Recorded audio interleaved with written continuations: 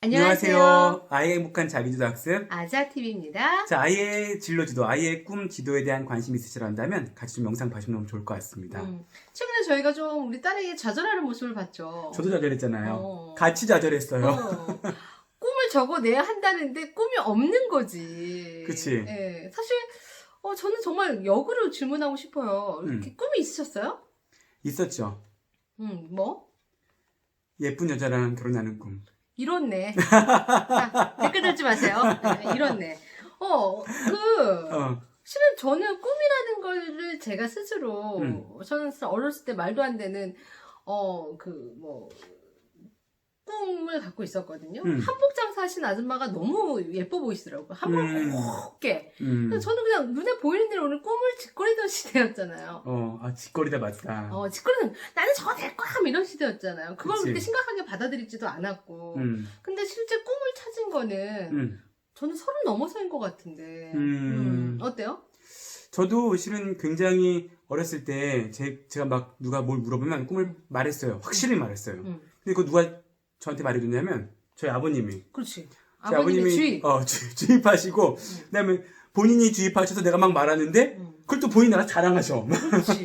그렇지. 그럼 우리는 그때 다 대통령 된다 그랬다? 그니까. 요즘은 그런 얘기도 안 해. 애들 다 연예인 된다 그래요. 다 연예인 된다고 한다. 또 이제 건물주 된다 그러고 유튜버 된다 그러고 다 그러잖아. 맞아. 근데 저는 이제 우리 딸애가 그걸 너무 고민하면서 막 엄마 나는 꿈이 없는데 좀 문제가 있는 거야? 라고 생각하는 거 보면서 왜 이렇게 꿈을 재촉하는 시대가 됐나 라는 생각이 드는데 왜 이렇게 된 걸까요? 실은 초등학생 때부터 부모님 학교에서 자꾸 물어보잖아요. 그렇죠. 아이의 꿈. 엄마의 생각, 부모의 생각, 아이의 생각. 그치. 그래서 실은 이제 그 꿈을 가지고 이 꿈에 맞게 아이에게 교육을 시키고 또 아이의 적성을 좀 찾아주자. 취지는 좋아. 나는 굉장히 좋은 취지인 것 같고 실은 이러한 교육은 아무래도 정확히 알지 못하지만 북유럽의 덴마크라든가 핀란드의 교육을 좀 접목한 게 아닌가라는 생각이 들긴 해요. 근데 실은 거기의 풍토와 우리의 풍토는 큰 차이가 있다는 걸 좀 알 필요가 있어요. 예를 들어서 핀란드 같은 경우는 실은 중학생에서 고등교육을 받기 위해서 고등학교 하는 비율이 한 60% 정도 된다고 하더라고요. 덴마크도. 그쵸. 그 다음에 고등학교를 졸업하고 대학교를 가는 비율은 거기서 다시 50%. 그러니까 전 국민학생에서 학생들의 한 30%에서 25% 정도? 이 정도가 대학교를 가는데 그렇게 갈 수 있는 이유는 뭐냐? 흔히 말하는 기술직, 또 블루컬러, 이러한 일을 하셔도 충분히 높은 소득을 누리실 뿐더러 어떤 사회적 차별이 없는 그런 풍토가 있거든요. 그러니까 노동적 가치가 되게 동등한 상황에서 굉장히 존중받는. 네. 그러니까 진로 결정이 사실 빨리 내는 거죠. 우리나라보다. 그러니까 우리나라도 이제 상고 갈 거냐. 요즘 미디어 고등학교라고 그러나? 요즘 뭐라 그러지? 특성화고. 저희 때는 상고라고 했잖아요. 그래서 특성화고 갈 거냐. 이게 빨리 결정되는데 뭐 나쁘진 않죠. 나쁘진 않은데 아직도 우리의 풍토는 노동의 가치를 동등하게 봐주기보다는 돈을 잘 버는 직업군에 이제 좀 목숨을 거는 이런 풍토가 되다 보니까 의식은 그걸 쫓아가는데 이제 그러다 보니까 뭐 진로 결정을 애들한테 뭔가 좀 재촉하고 학습하는 분위기지만 실제 또 공부는 그렇게 바뀌지 않고 아주 이런 딜레마가 학부모 입장에서 있는 것 같아요. 근데 중요한 건 아이들이 꿈을 찾는 게 제대로 안 된다라고 한다면 실은 아이들의 시대 때는 굉장히 좀 어려움이 좀 있을 거예요. 실은 지금도 말하는 지식의 반감기, 내가 배웠던 지식의 그 효용성이 50% 이상 떨어지는 시간이 굉장히 짧거든요. 근데 최근에 나온 여러 논문이라든가 여러 얘기를 들어보면 실은 우리 대부분이 배웠던 지식은 뭐 10년 이상을 넘지 않을 거다. 이것도 좀 어떤 좀 너그럽게 봐줘도 10년이지 최근의 업계 현황 또는 직장 현황을 보면 뭐 이건 5년도 안 되는 것 같기도 해요. 그렇지. 이제 프리랜서가 뭐 50%, 60% 이제 육박하는 시대가 이미 되었고 코로나 이후에. 그러니까 이제 애들 시대에는요 장담하고는 사실 우리 부모님 세대가 우리의 시대를 예측하지 못한 것과 우리도 예측을 더 못할 거예요. 그런데 그럼에도 불구하고 여러 전문가들의 의견을 보면 애들 세대에는 이제 평생 수명이 길어지면서 직업이 한 두세 개는 계속 바뀌는 거지. 실은 지금도 많이 바뀌고 있으니까. 그렇죠. 발 빠르신 분들은 그렇게 살고 있고. 그러니까 애들 때는 결국 핵심이 뭐냐면 꿈도 꿈인데 자기가 자기 탐색을 잘해서 그것을 해나갈 수 있는 힘을 길러주는 게 전 되게 중요하다는 생각이 드는 거지. 그러면 현장에서 실은 우리가 꿈이 없다라고 말하는 아이들한테 너무 답답해할 게 아니라 그렇지. 야 너는 꿈도 없냐 이렇게. 아니 그렇게 얘기하는 엄마 없어. 아빠한테 너무 한이 됐구나. 아니야 그런 게 있을 거야. 근데 그렇게 꿈도 없냐라고 질책하기보다는 아이들을 대할 때 어떻게 대해야 우리 아이들이 직업인으로서 또 어떤 건강한 어른으로서 자신의 꿈을 잘 찾아갈 수 있을까요? 요즘에 부모님들은 그렇지 않아. 제가 봤을 때 데리고 진료 탐색도 가시고 얼마나. 그래서 우리 왜 키자냐 아주 유명한 부모님들만 개고생한다. 너무 좋은 곳이죠. 근데 뭐 달리기 해야 되고 물론 여러 가지 체험들이 있지만서도 기본적으로 이제 저는 부모님들이 이제 그러니까 부모님들도 좌절을 해요. 이렇게 얘기 들어보면 중동 부모님들 얼마나 애쓰시는데. 그치. 근데 나 키자니아가 생각난다. 일하니까 우리 딸아이 데리고 왔는데 우리 딸아이가 막 변호사복을 입은 거예요.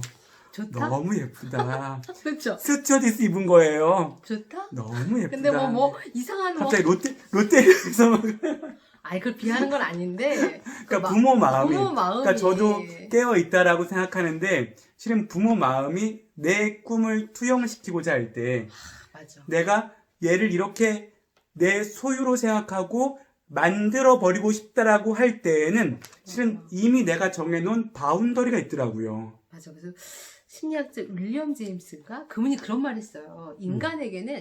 인간은 감상받고 싶어하는 존재다. 감상받고 싶어한다. 감상받고 싶어하는 존재다. 근데 이제 우리 부모님들이 이 아이를 소유로 생각하면요, 부모님들의 열등감이 투영돼서 꿈을 이제 강요하는 거야. 전혀 다른 존재인데. 그래서 내가 스튜어디스가 그렇게 마음에 들었나? 예원이가 스튜어디스 할 때. 키 작은 와이프, 예쁜 와이프 만난 게 꿈이었는데 말이에요. 그러니까 이렇게 투영된다는 거예요. 그래서 내가 우리 집은 의사 집안이니까 이거 투영된 거죠. 존재의 감상으로 봐주지 않는다는 거예요. 그래서 저는 어느 분이 그런 얘기를 하시더라고요. 아이를 감상을 해야 된다. 좋다. 그러니까 아이를 감상해야 아이의 재능을 찾아줄 수 있고, 아이를 감상해야 와 쟤는 저런 게 있구나라고 발견해 줄 수 있다는 거예요. 중요하다. 감상을 해야 재능을 발견해 줄 수 있고 그걸 또 좋아해 줄 수 있을 것 같고. 근데 소유하려고 하면 이제 엉켜버리는 거지. 예상과 내 삶이 엉켜서 얘도 불행해질 수 있고 나도 못한 걸 쟤한테 내가 하라는 거지. 나도 이상한 사람이 되는 거죠. 그래서 우리가 소유하려고 하지 마시고 존재를 감상하는 대상으로 아이들을 바라보셔야 우리가 이 재능을 좀 찾아줄 수 있지 않을까 싶어요.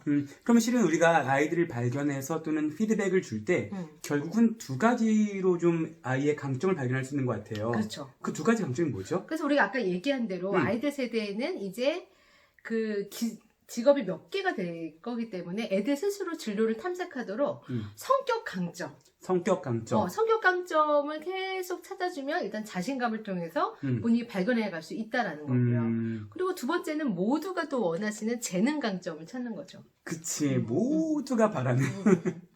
최근에 한 우리 지인이 바이올린 재능을 딸이 거의 천재죠. 너무 부럽더라고요. 그래서 너무 잘됐다 이러는데도 마음이 우리 아이는 대체 잘하는 게 뭔가. 근데 우리 애들은 막 거의 옆에서 걔가 세계적 스타가 되면 우리 걔 못 보겠네. 사인 받아야지. 미리 사진 많이 찍어내주라고 생각하는데 우리 마음에 좀 첩첩하. 야. 그래서 그런데 이제 저희는 재능 강점은 우리 아까 윌리엄 제임스가 얘기한 대로 아이를 좀 감상함으로 인해서 발견할 수도 있고 더불어 성격 강점을 통해서 아이의 자신감을 키워줄 수도 있다라는 생각이 들어요. 그런데 우리 부모들이 성격 강점을 좀 찾아주기보단 대부분 어떤 접근을 좀 많이 하죠? 우리부터? 약점에 대한 피드백을 많이 주는 것 같아요. 왜냐하면 고쳐주고 싶으니까. 그치. 뜯어 고쳐야 할 대상으로 보니까. 넌 왜 이렇게 소심해? 넌 왜 이렇게 말이 많아? 그렇죠. 넌 왜 이렇게 자꾸 애들한테 강요하려고 그래? 막 이런 얘기를 많이 하잖아요. 그렇지. 너무 자연스럽다. 너무 투영됐어요. 그래서 저희는 이 두 가지 신경 씁니다. 그래서 윌리엄 제임스가 얘기한 대로 인간을 감상의 존재로 보기 위해서 우리 아이는 어떤 성격을 가졌나 성격 강점을 찾아주는 거, 재능 강점을 찾아주는 거. 근데 특별히 성격 강점을 좀 찾아줌으로 인해서 자신이 살아가는 인생에서 자신감 있게 자기를 탐색할 수 있는 것을 제공하도록 저희가 실은 좀 더 노력을 하고 있어요. 네.